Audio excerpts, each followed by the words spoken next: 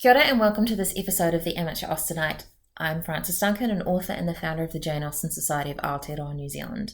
My co-host is Emmy. Kia ora. Today we're discussing a modern adaptation of Northanger Abbey. It's a web series called the Cate Morland Chronicles. Overall thoughts, Emmy?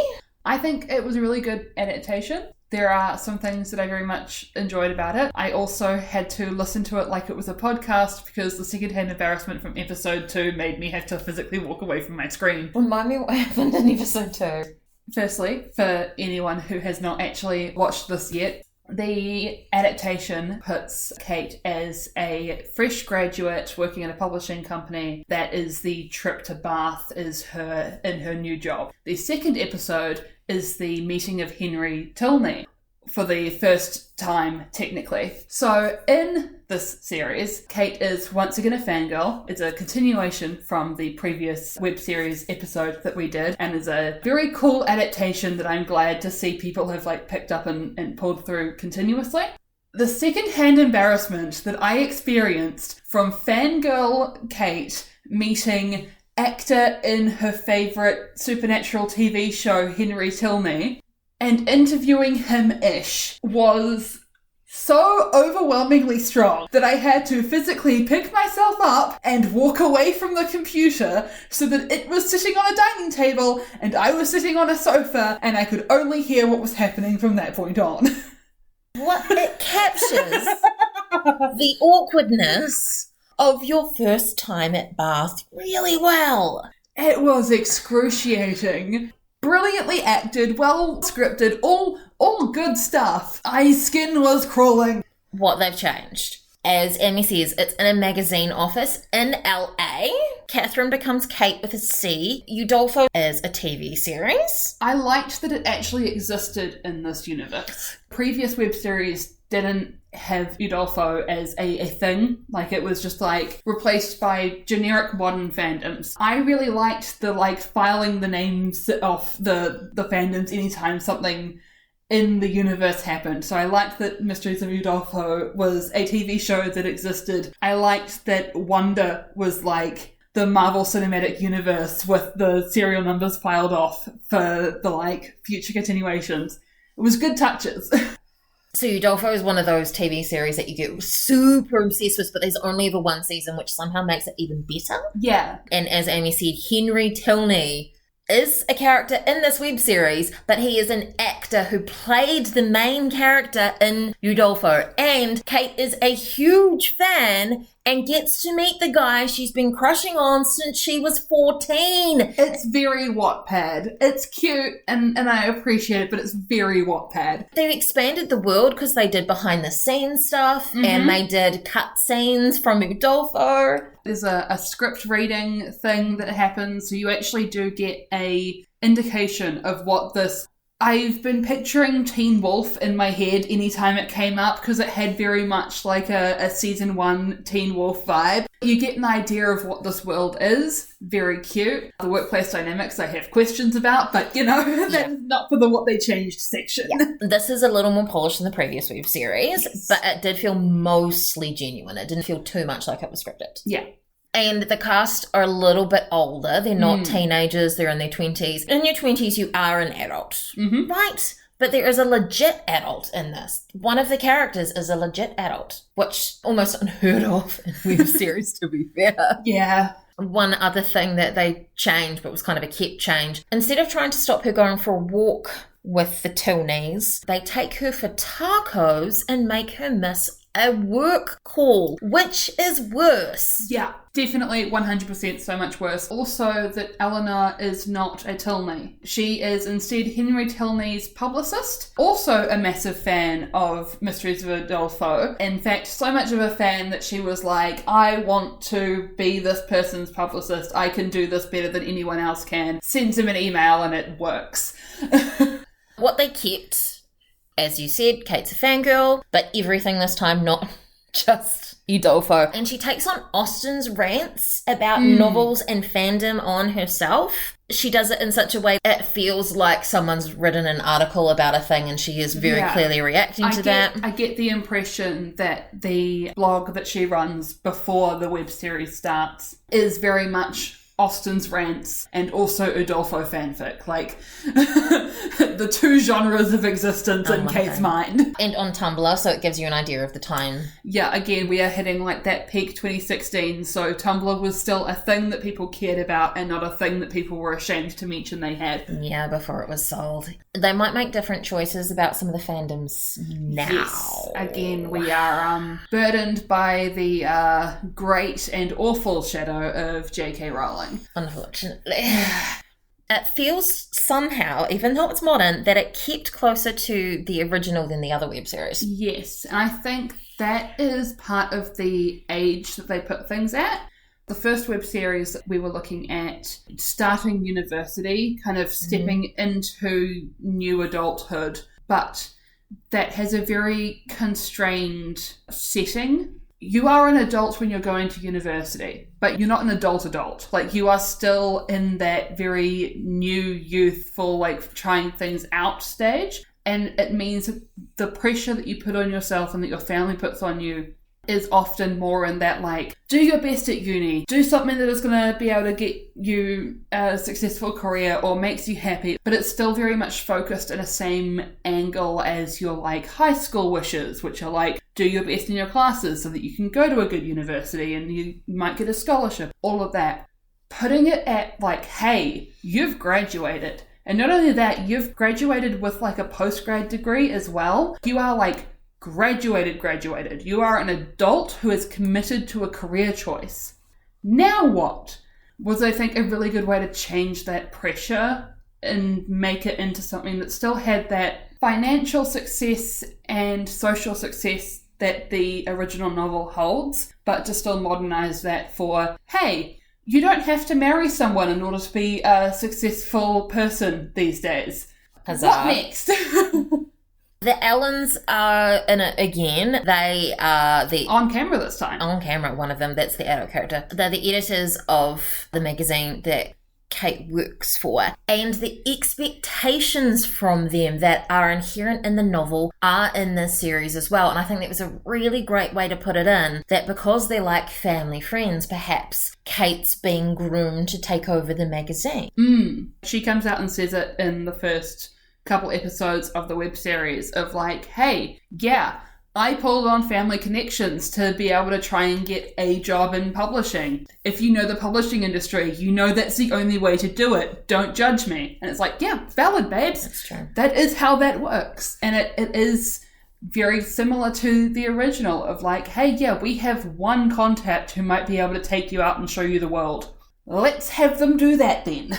You can see that same sort of wanting job / money coming from Isabella in this series as in the original, that she is dating James for gain potentially because she sort of slips in the, oh yeah, and then I'll get a full-time job, like, I'm gonna get in with the Allens because of you guys and I'll no longer be a freelancer. And you can kind of see her motivations more, whereas in the other web series, like, she just seemed to like Jamie and the whole them falling apart didn't have the same implications. Yeah, I also have questions about like putting her as a freelancer.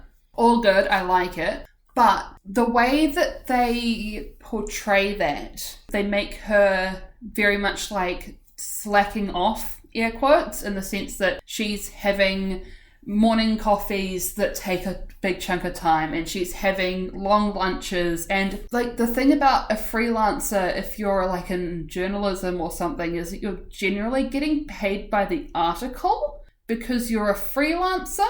So if she wants to fuck around all day and then pump out an article and still get paid for the 50 cents a word or whatever her rate is, that is her prerogative. Like, she can do that. Framing felt odd because of that freelancer choice. I feel like there is a way that they could have done it that would have still had this like implication of like, oh no, I'm so totally onto it, but it never quite hit.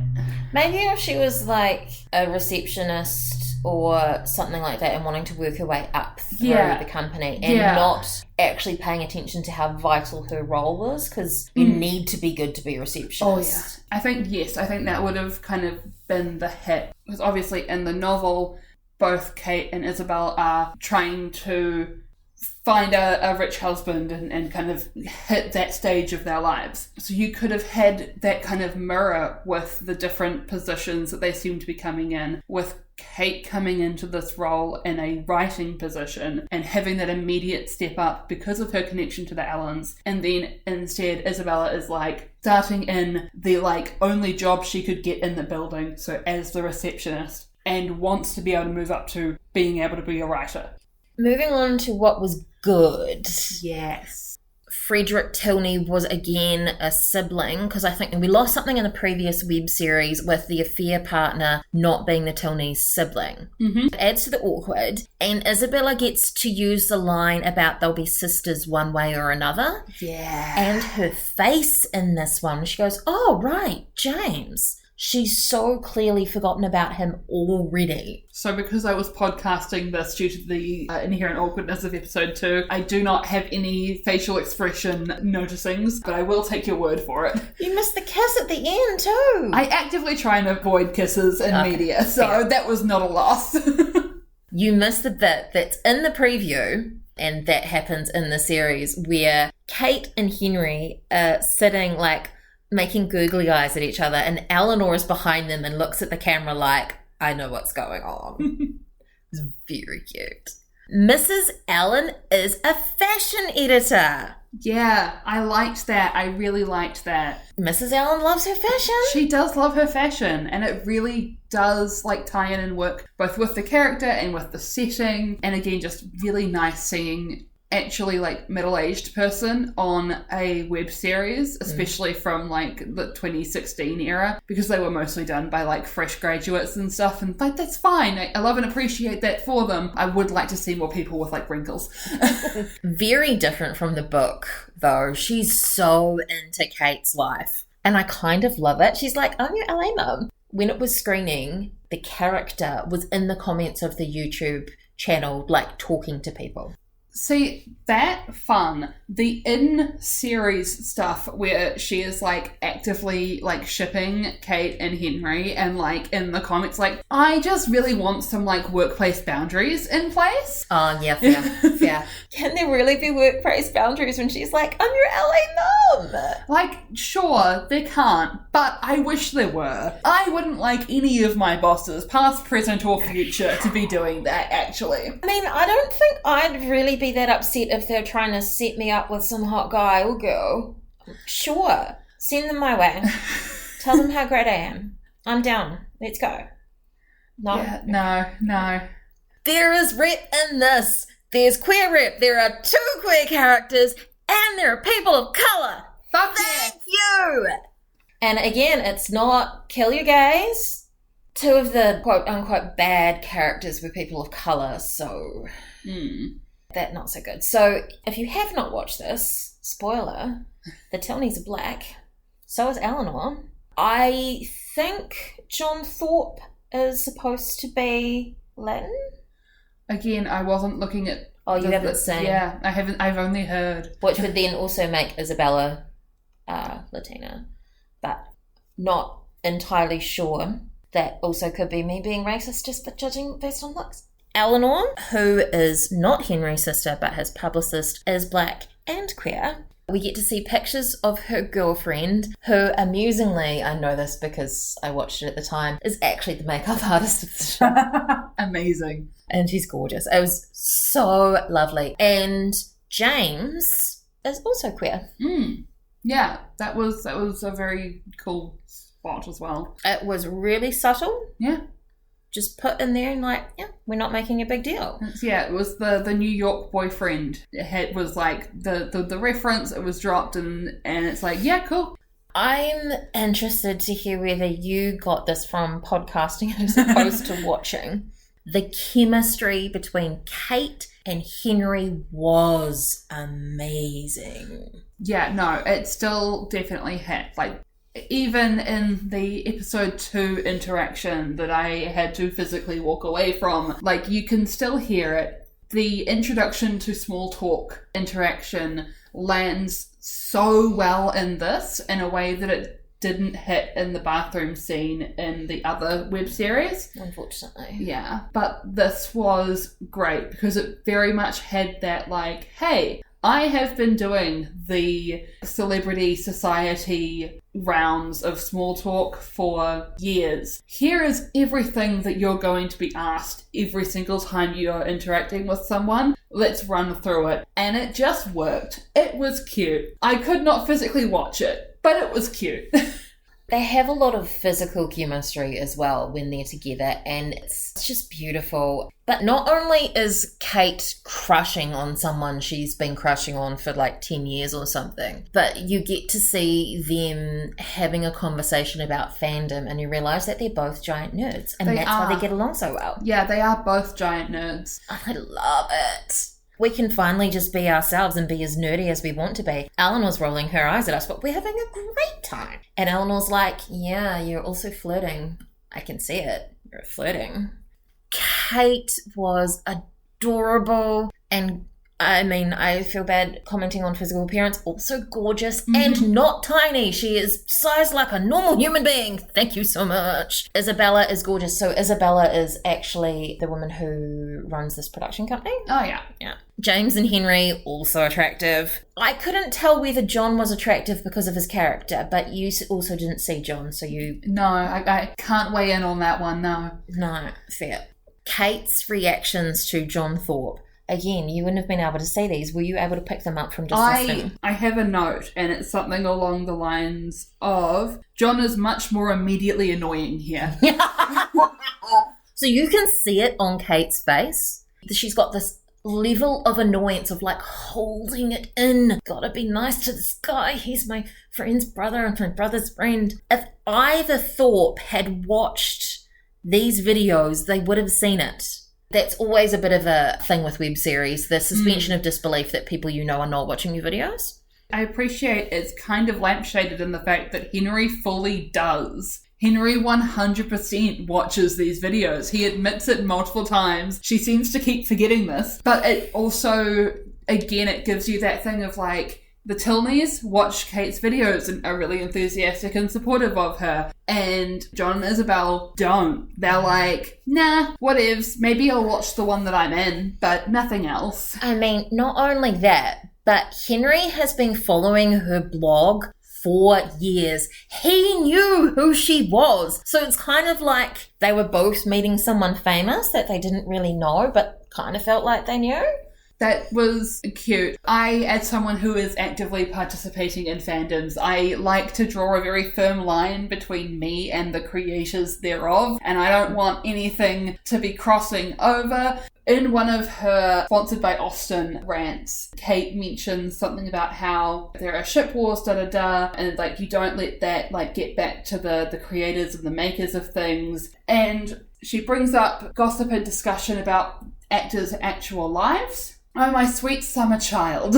I totally believe that your corner of the Mysteries of Udolpho fandom doesn't have RPF or real person fic in it. I do not believe that the entirety of this fandom that has been starved for content since a single season series dropped something like 10 years ago, I do not believe that the entire fandom has also been keeping away from that. It's fine that it's not on your blog and hasn't crossed your radar. It's absolutely fine. Do not believe you for a second. I think it's also a product of its time that there were those crossovers between fandom and creators, that there are clearer boundaries now. Some people respect the boundaries a bit more. Like when the Lizzie Bennet diaries were being done, there was a thing with one of the writers responding to some of the posts. And when Ashley Clements did the Look Back diaries, rewatching them, that person was like, yeah, I did some stuff that I would not do now. I know better. And it's the people who haven't been in that space before that they learn that they shouldn't engage with the fans on that sort of thing. It's like you see on Twitter, if you still call it that, or X, Authors are always saying, please do not tag me in your reviews of my work, whether it's good or bad, and please do not show me any fanfic you've written of my work. Like, you've got to have those kind of boundaries. It is very tempting if you're an indie creator to engage in fandom discussion and speculation, because it will get more people talking to you and about your work and brings more attention to your work. Downside is that fandom eats its creators. The fandom landscape at the moment, as it has become more acceptable to be a fan publicly, it is no longer something that you don't share with anyone.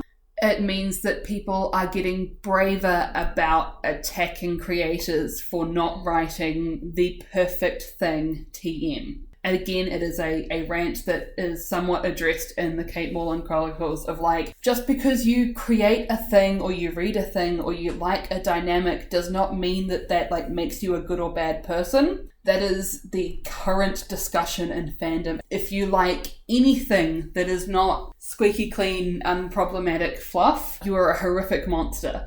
And it's one of those things where it's like the extremes of fandom, if you haven't experienced it, you will not be prepared for, and it will potentially destroy your desire to create anything else. It very much places things in this time and place where fandom was becoming more openly discussed and fans were getting brought in to interview creators and be a public voice of the fandom. And for a little bit that was okay. And then it kind of breached containment and everything has gone very chaotic. Welcome to Amy Spends Too Much Time on the Internet. I guess I don't engage with my fandom much. Sorry, what podcast are we on again? I mean, I don't engage with other people in the fandom. I engage with it by myself. I'm like, yes, I watch all the Austen things and read all the Austen things. We tend to be older. So a lot of the Austen fans that I engage with are older than me. There are young people on the internet. So I do engage with Austen fandom because obviously I do a podcast, I write books, I run the Jane Austen Society in the country that I live in, and I engage with other Austen societies in other countries. But because Austen, I think, has been academic for so long, that it tends to be people who are lecturers giving talks about her, and like even the societies that have talks and stuff, like it feels a bit more academic, but let's be fair, we're still just fangirling. Yeah. I think there is a maturity discussion to be had around fandoms because you do see quite a clear age distinction in fandoms. There are fandoms, and I've been the youngest person in a server or something like that. I mean, I was that for every Austen thing I went to for like 10, 15 years. Yeah, there is a different discussion that happens. I've hit a stage now where I engage with some fandoms and I'm like, oh God, people are talking about their high school homework that's due. I can't do this. Fully acknowledging that at one point I was the person who had high school homework and was doing fandom stuff instead. But I'm not now at an age where that is a dynamic that I want to be involved in, which makes some of my fandoms that I'm really interested in and care about a lot harder to engage with because they're very popular with a younger audience, and that's not the audience that I want to be having discussions with, because the kinds of discussions that I'm having, it's not that they can't be done by teenagers, but I want to be able to dig into the nuance, and for some of that you need to have been paying taxes for a while to really be able to get into. I mean, Northanger Abbey is a really good example of that because, yeah, the characters are young, but they're talking about real adult things. It is the jobs and marriage thing, comparison, and how are we going to pay our bills and how are we going to afford to live. Yeah, it becomes less of a, oh, fun, the world is opening up and new and exciting, and a bit more, oh, fuck, the world is opening up, and sure, it's new and exciting, but also new things are terrifying, and it feels like what I do at the moment is going to be determining the course of my life, and is that a course that I want to be taking? How much of a choice do I get in that? How much of a say does my father, the arsehole, get a say in? My last point that I have on the good list is that this was a female-led production. Oh, nice. Apple Juice Productions, that is their jam. All female-led productions, which I think is fantastic. Mm-hmm. Yeah, I would chuck into the good list that Captain Tilney shows up and exists on screen in this, as opposed to just kind of being a looming distant figure in the other one. General Tilney? General Tilney. You don't actually see him, you just hear him. Look, that's still more than you got in the last one. That is true. And if you're listening to it like a podcast, it's the same thing. But it's really great. You have Cate, in front of the camera, sitting on the bed, and then you just have this booming voice yelling at her as she curls more and more into a ball, just like, what is happening right now? I think it was even better not seeing him. Yeah, no, that has very horror movie, like, the monster is more scary until they turn the lights on kind of thing. Moving on to the things that weren't maybe so good. I hesitate to say bad. What is it with Isabella apologists? I mean, I understand she's in her early 20s and she wants attention and a hot famous guy is interested in her. Oh, because Captain Tilney is also hot and famous. Hello, thank you.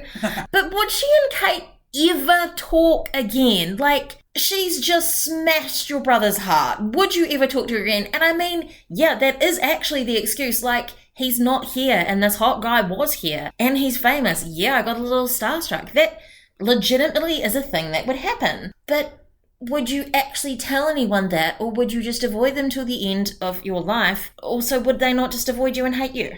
I think you're very right in that anytime there is a mending of bridges between Isabella and Cate, I can't buy it, because Cate is so incredibly family focused that she just is going to cut that, because no, you absolutely destroyed my brother emotionally. You couldn't handle 6 months apart while he was planning to buy a house in LA. He had the funds to do that in 6 months, probably. What the hell? Yeah, you should have held on to that guy. He must be rich.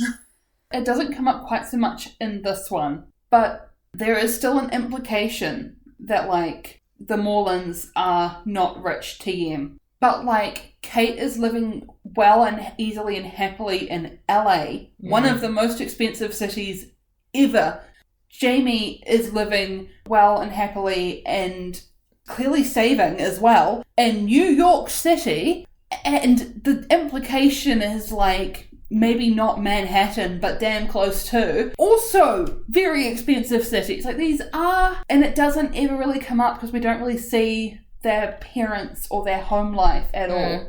But it's no, these people have money. These people are coming from upper middle class minimum, as opposed to Book Cate, who is coming from, well, yes, we've got land and we've got income. The children will become priests. I think it's always going to be really difficult to translate so much of Austen to the modern world, because some of the fundamentals have changed, but also at the same time, so much has not changed. We still need money to live. Unfortunately. And there are still people that will take advantage of other people to better their situations. And it's just kind of how you interpret that. This one makes me uncomfortable to say. Was the character of Eleanor kind of awkward and stuff, or was it bad acting? I don't know. I think I can see a bit what you mean. I think possibly because I was only listening to it rather than watching it, I might have missed some of the things that you would have picked up body language that would have swayed you one way or another. Verbally, she sounded kind of like she was trying to be very professional, and I think it worked for the dynamic that she was introduced to and maintaining, and the fact that she was working. She still had to, on a work basis, manage the interactions between Henry and Cate, in the sense that this is supposed to be building up to a big interview. There's supposed to be a lot of stuff that she is contributing to and controlling. I mean, she kind of blurred the lines, though, with her second interaction with Cate. She's like, I came to have lunch with my new girl pal. Yeah. I suppose it's a hard balance, isn't it?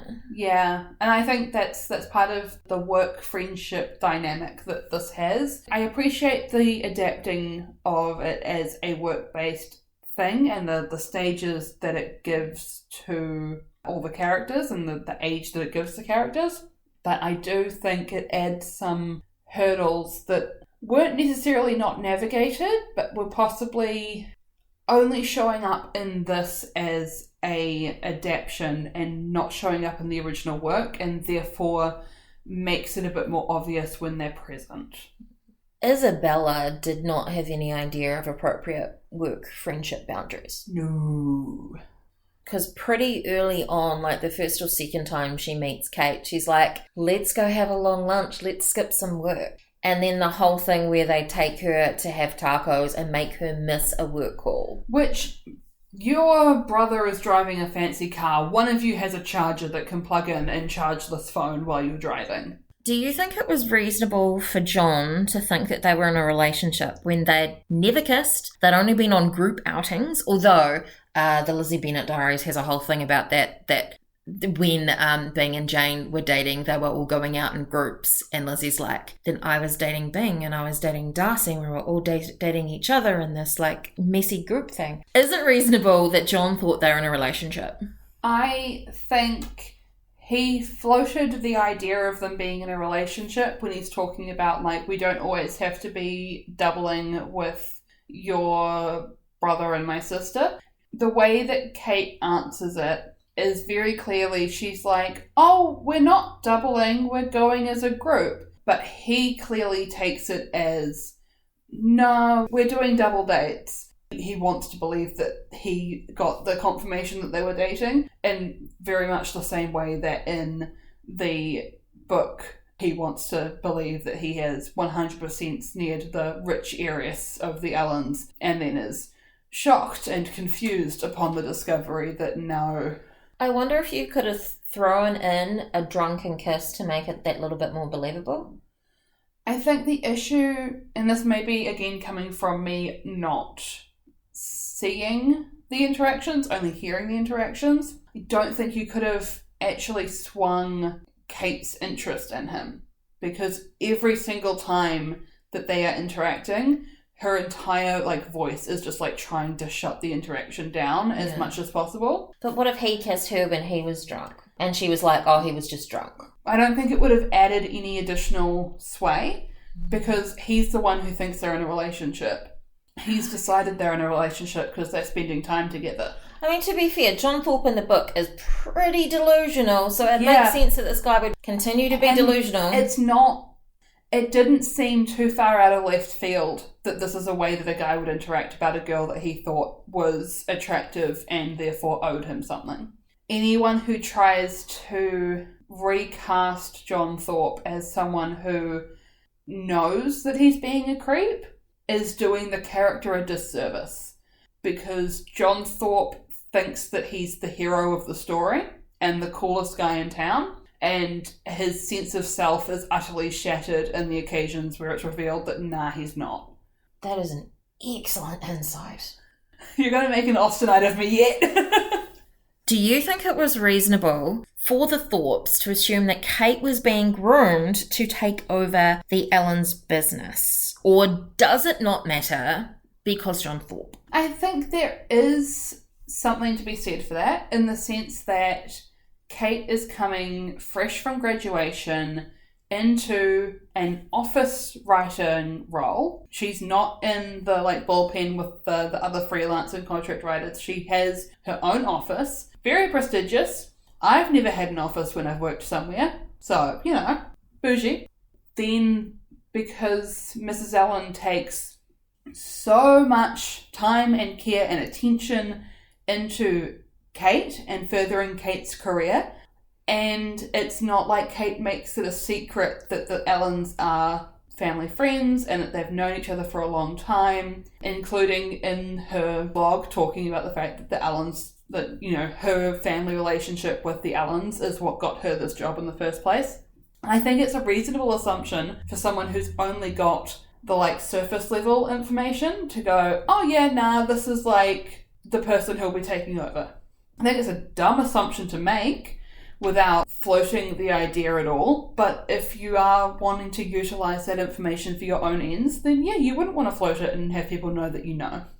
That is our discussion of the Cate Morland Chronicles, a link to which will be in the notes. I'm Frances Duncan. This has been Amy. Thank you for listening, and we wish you happy watching. Oh, Amy, this will be your final episode, I believe. Any parting words? Good luck. Don't date John Thorpe.